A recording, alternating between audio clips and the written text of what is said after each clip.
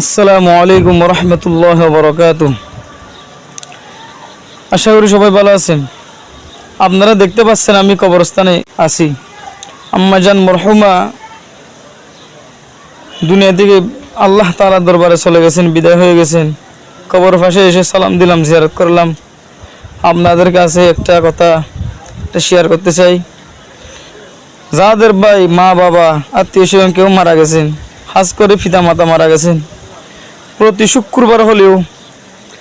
শুক্রবার হলে একদিন, সাপ্তাহিক একদিন হলেও মা বাবার জিয়ারত করবেন।